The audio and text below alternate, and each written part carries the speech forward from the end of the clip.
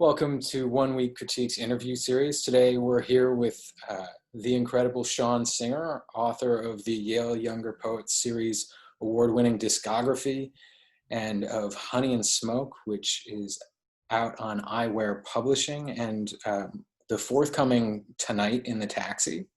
Exactly. Sorry? Today in the Taxi. Today in the Taxi. So Sean, can you tell us a little bit about yourself and your work? Sure. So I always wanted to be a writer. I never really wanted to do anything else. Um, I've done a lot of different types of work over the years.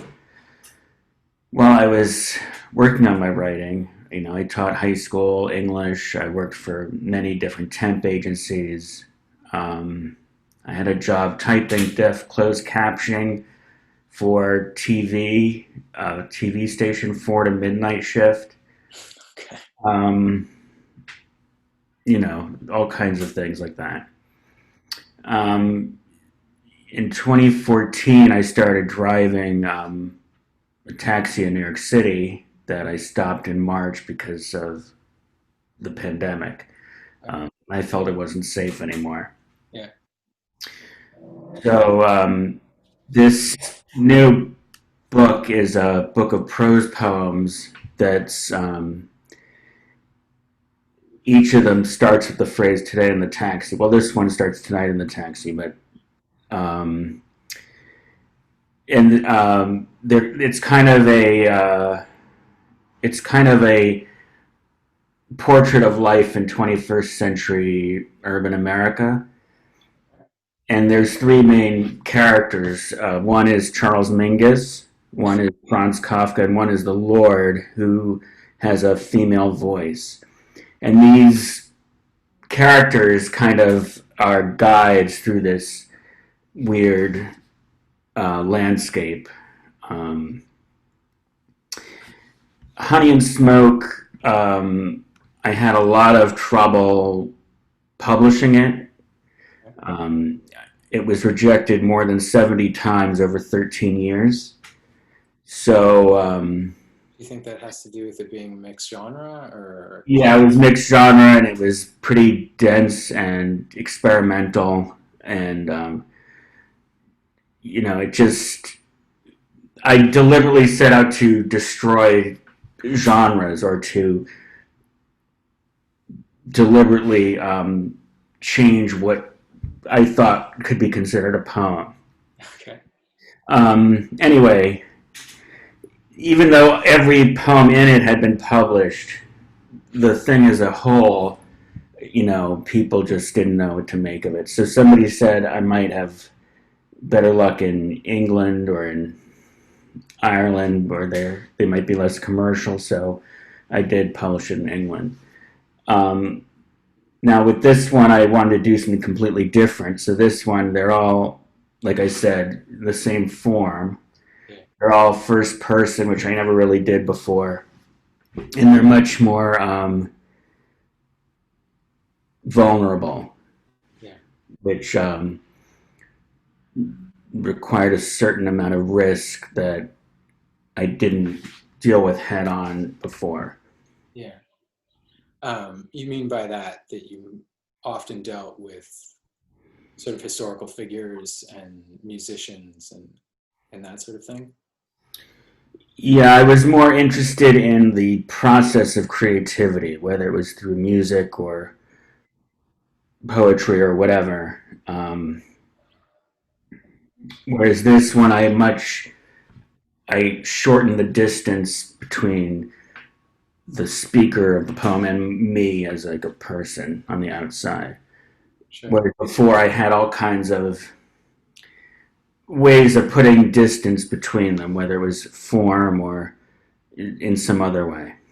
Cool. So I have a lot of questions about that before we get too far along for the sake of our audience. I'm hoping we can have you read your earlier version of this particular piece. I'm going to just screen share it real quick so they can see it with you. Where did we go? uh,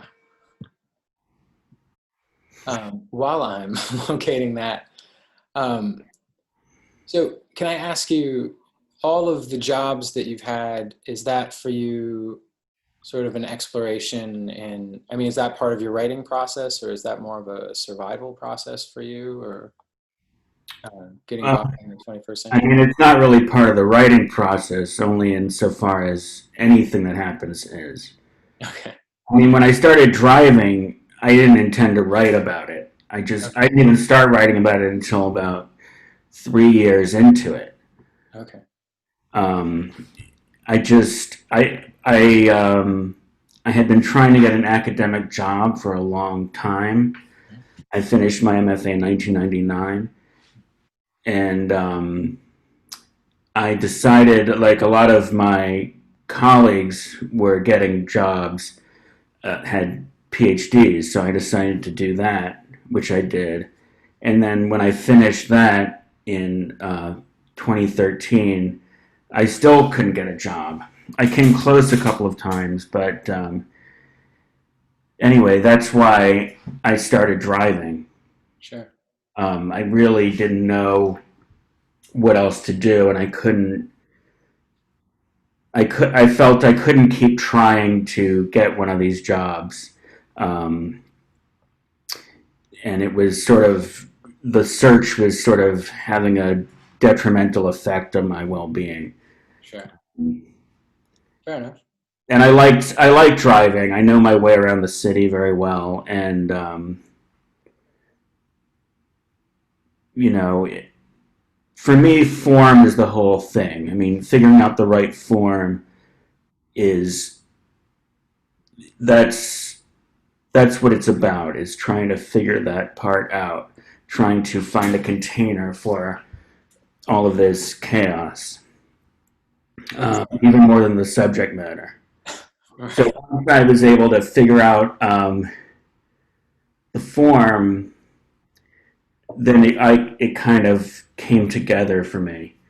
Um, Yusef Komunyaka suggested I read a book by Joy Williams called 99 Stories of God, Yeah. which is a book of fiction, or short fiction, Yeah. but it really impressed me, and that kind of helped me figure out what I wanted to do with this.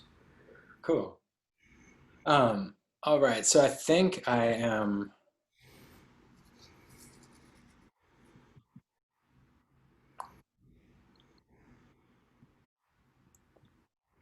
you should be able to see, aha, there we are. Would you mind reading Dirt for us? This original version? Dirt. Tonight in the taxi, I got a call from one of the passengers. A man said, "Who is this?" I said, "You called me. You have a wrong number." He said angrily, "Your number was in my wife's phone, and it said I'm on the way." I said, "I'm a taxi driver. Maybe that's what it is," and he hung up. It is said that when Jeremiah combined the alphabets and created a golem, this golem had a knife in his hand. He took the knife and erased Aleph from the word emet, truth. There remained met, dead. When Jeremiah asked for a solution, he was told, "Write the alphabets backward with immense concentration on the earth.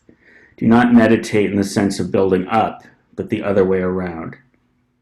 I thought of this angry man and his wife. Was another driver sleeping with her, or was that merely his excuse for another affair? What was he trying to accomplish? Would she be safe at home with this maniac? The system of ciphers makes people work. Though the driver has a human shape, you could say external beauty has been denied him. Hillel commented, "Where there is no one, try to be a human being." Thank you for reading that for us. Um, so, Sean, as I understand it, today in the taxi, um, which I've been thinking of as sort of a contextualizing phrase, uh, is coming out next year. Is that right? 22, it's coming up. Okay. Um, and can you tell us a little bit more about that phrase and how it works across the book? Is it just that you have been thinking about the lens of looking out of the taxi, or? Well, that's the setting, but it sort of is. It's a way of indicating a sort of pinpoint on a timeline that this everything in these poems happened exactly the way that I described it. I didn't invent anything.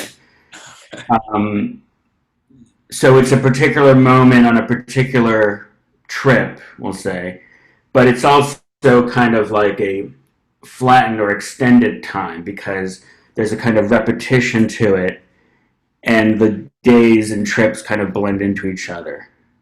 Um, when we talk about somebody working like a driver, um, we say he earned, let's say, $20 an hour.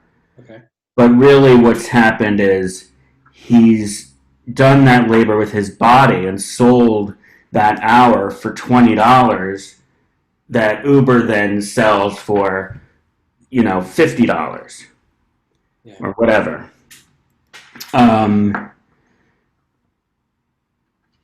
So it's in fact all of these poems I actually experienced in my body. Yeah. I actually felt them, and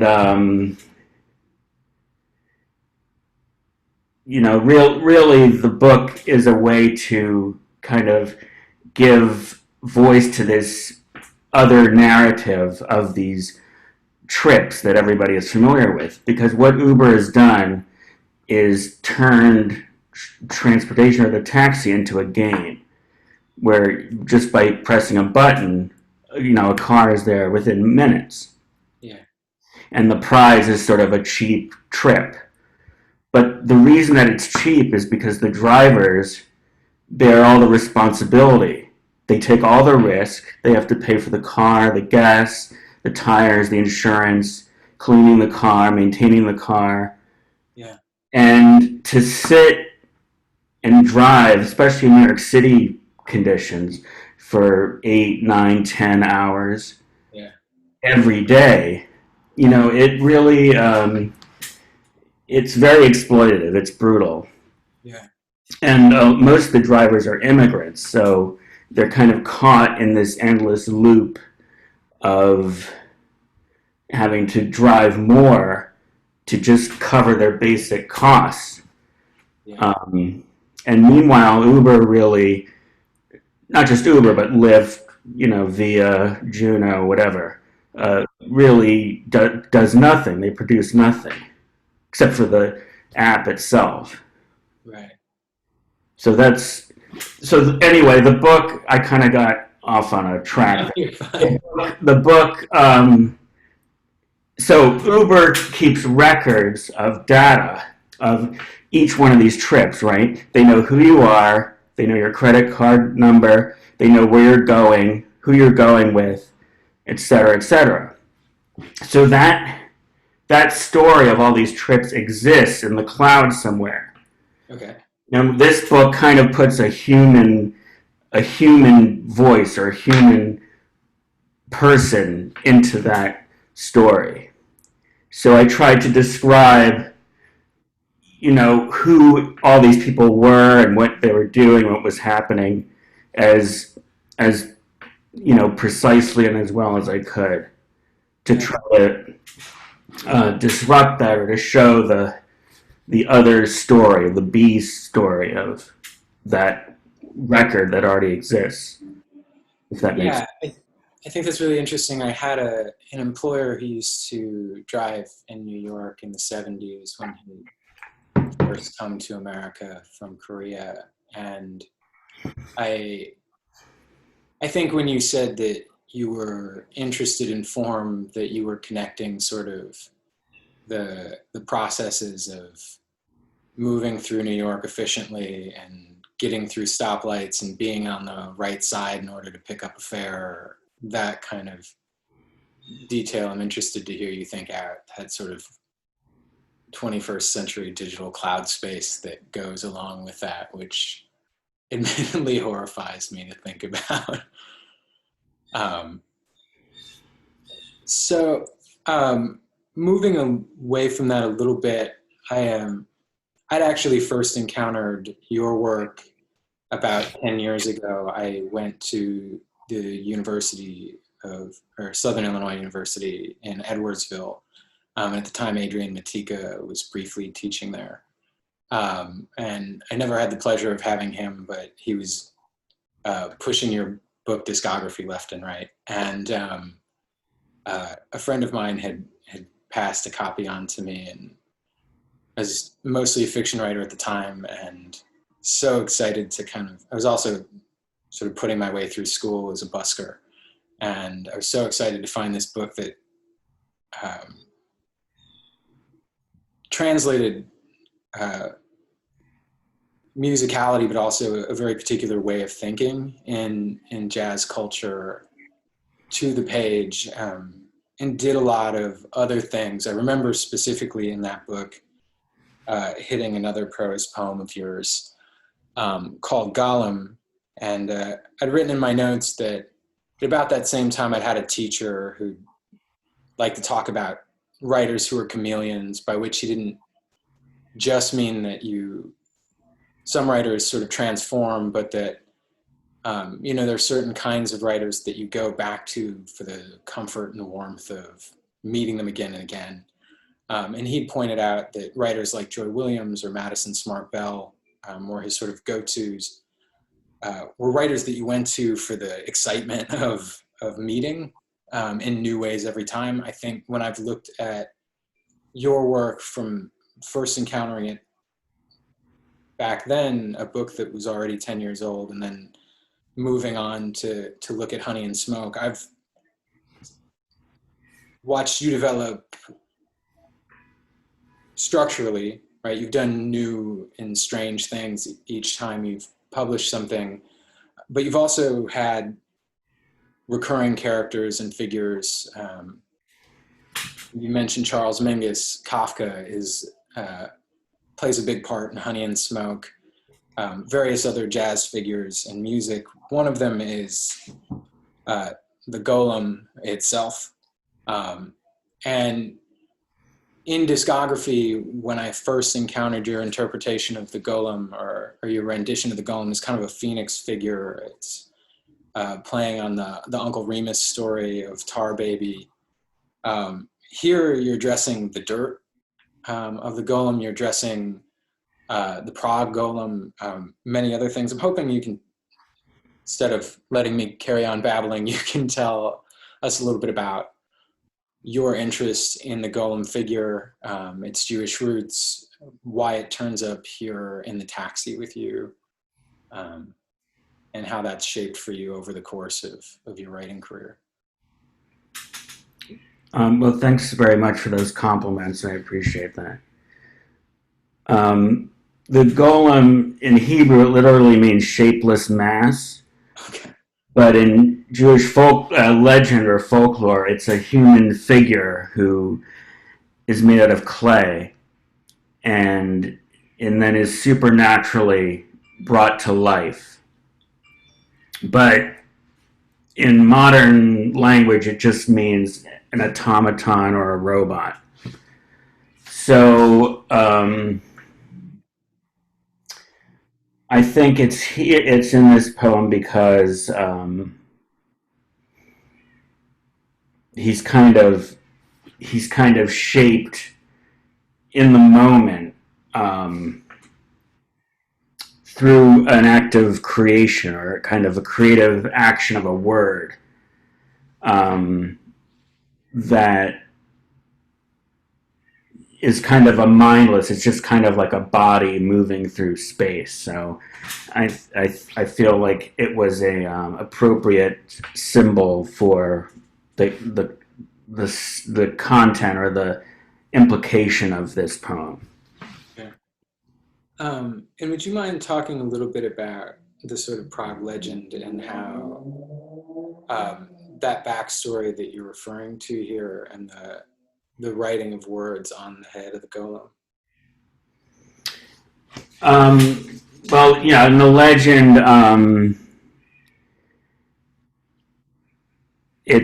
there's actually a silent movie of the golem that's pretty interesting. You can see it on YouTube.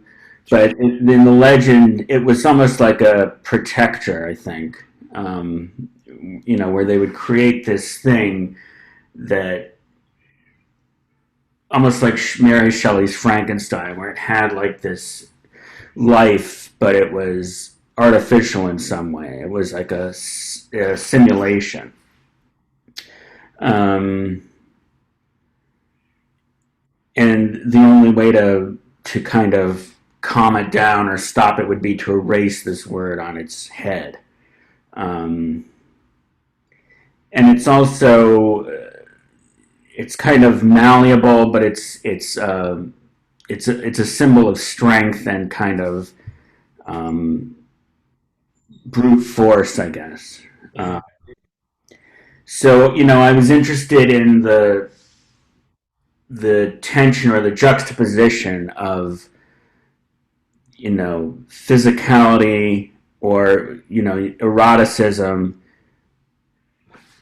being in the open or being secret, being revealed or being concealed, and what times this is kind of we allow ourselves to show it or kind of keep it buried very deep.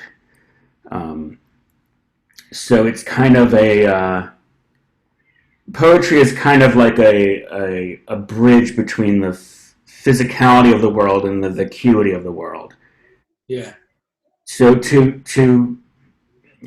make that connection, metaphor is a powerful way to do it. And this figure, this golem, is kind of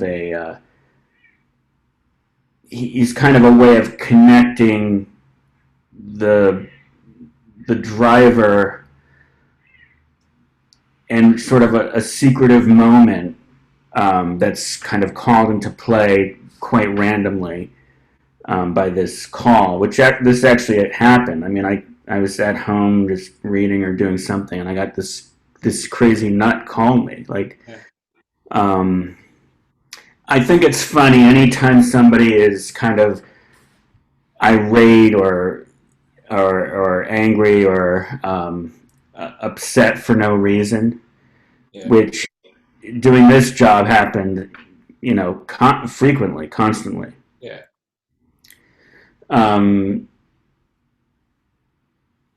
I mean, in some ways, not reacting to those moments really triggers them and makes them more reactive.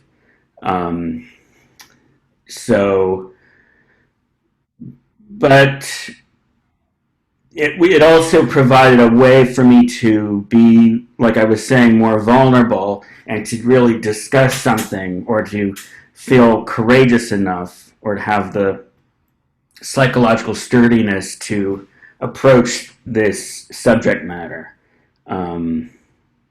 So I think that's why what it's doing there. Sure. So later on in your second version of this poem, you'd mentioned sex and eroticism as one of the kind of grounding things you're interested in facing down. At least the character of the poem, if not yourself, tells a much more personal narrative in contrast to this kind of violent, angry person that you're dealing with, of almost having an affair. But I think there are I'm thinking of them as vertices and not poles between truth and death and sort of accident and violence, and sexuality, and how that fits with something like fidelity. And I'm wondering if you can speak to some of those polarities, particularly to how you start to change the poem and add that kind of second narrative into it. Well, I felt that the second stanza in the first version was too wordy and too. It wasn't easy to follow all these different threads. It was hard to connect all those things. I mean, I wanted I wanted something about that in there, but it's way too prose like and not enough poetry, in my opinion. I mean, the prose poem is kind of a stupid name for something that is meant to highlight juxtapositions and contradictions.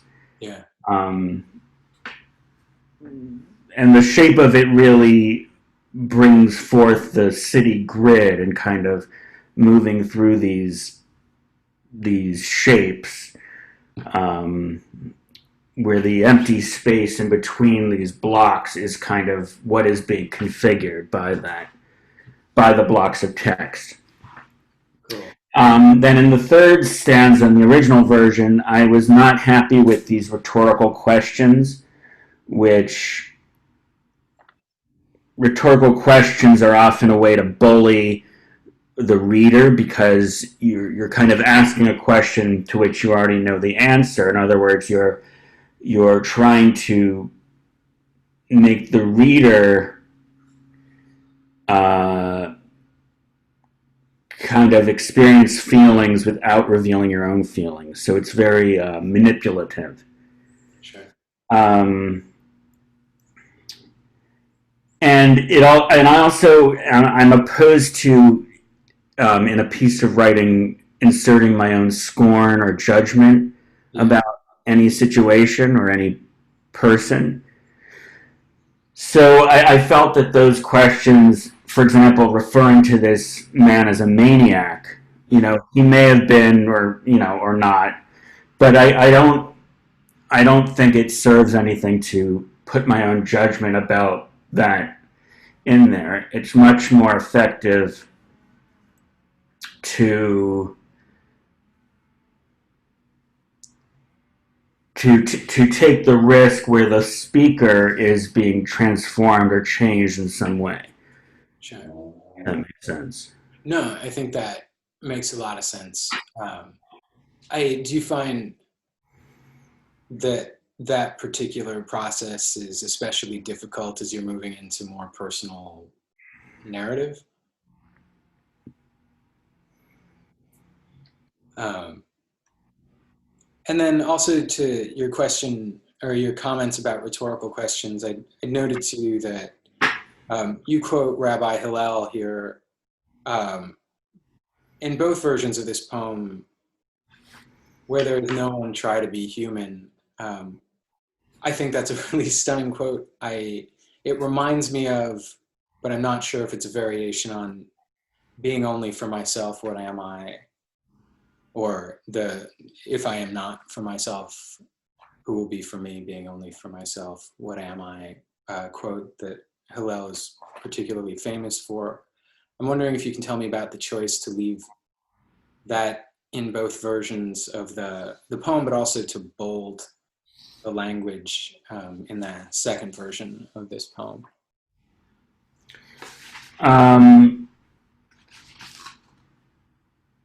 I mean, it's in italics in both versions because it's sort of like a direct statement that I was quoting. Sure. But I often in these poems have some other text or some commentary on the poem itself. Whether it's Kafka or Duke Ellington or whatever. So in a way, it's kind of aphoristic, and it's a kind of summary, but I think the attention there is to the fact that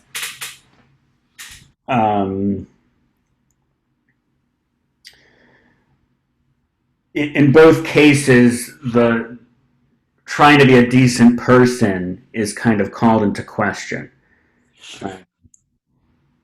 That on one level, he is the speaker is sort of like the golem, this animalistic or atavistic impulse, but on another level, he's rational, and so there's this attention to building up and going backwards and tearing down. So I think where there's no one, try to be a human being, meaning that even if there's two people in the room, doesn't literally mean no one. It means having presence of mind, I think. Yeah. So it's a kind of way of heightening the contradiction there, in the second version. Whereas in the first one, there's this very kind of vague, almost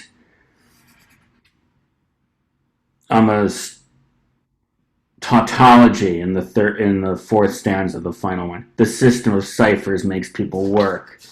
Yeah. It's not. I'm not happy with that.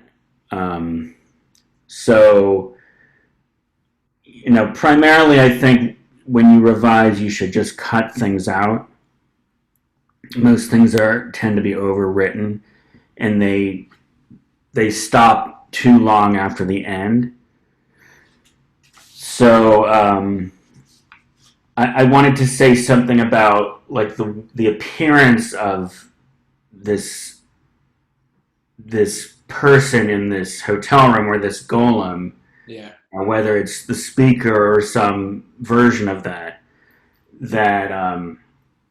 There's a kind of short circuit or disconnect between that experience and then reflecting back on it, later when your senses are restored. Sure. So Sean, can we take a quick look at the later version of this poem so we can see some of that in action? I'm gonna, there we go. Should be pulled up for you.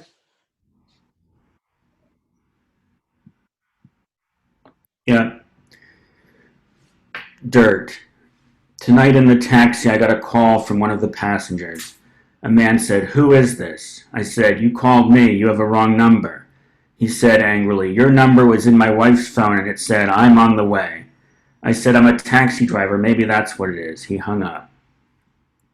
When Jeremiah asked for a solution to stopping the golem who was destroying Prague, he was told, "Write the alphabets backwards, with intense concentration on the earth. Do not meditate in the sense of building up, but the other way around." I thought of a night at an East Village hotel when I didn't, but almost did, have an affair with the visiting poet. She was a pair of scissors cutting a silent letter out of a word. Though the golem has a human shape, you could say external beauty has been denied him. Hillel commented, "Where there is no one, try to be a human being." Cool, thank you for that. So Sean, anyone who's been following what we do knows they can find us at the number one weekcritique.com. I'm hoping you can tell folks where can they find your work, where can they ask you to be a speaker or a reader, where can they pursue you as an editor. As I understand, you've got some editorial services as well that you've been undertaking. Yeah. I have a website, seansingerpoetry.com. Okay. And information there about my, work and my books, and as you said, these editorial services, which I'm selling as kind of psychological coaching Okay. for people who are either stuck in the generative process or the developmental process, or trying to change a manuscript into a book, or trying to change a series of poems into a manuscript. Basically close attention to what I was talking about earlier, the kind of thinking through or the psychological dimension of revision and what that entails. Cool. And what does that, if you don't mind me asking, can you tell me a little bit about what that looks like? Do people submit work to you? Do they have Zoom meetings with you? Do you write them notes? Well, it could be both or one or the other. But yeah, they send me the work, and I do line edits or explications or close readings, and try to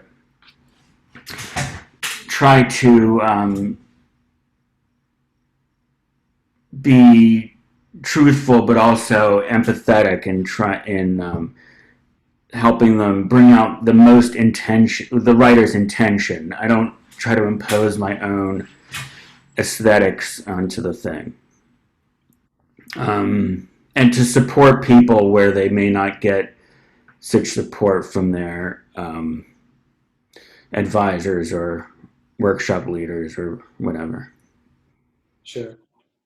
I think that is actually really important. I don't, for a lot of reasons, do a great deal of submitting myself, but I know that can be really challenging for people to kind of try and find the right person to engage with, and also to find the right place to put their work and get it out in the world. So cool. SeanSingerPoetry.com. Sean, I'm really, really happy that you agreed to do this. This is Yeah, thanks so much. exciting day for me. Thank you so much. Okay, bye.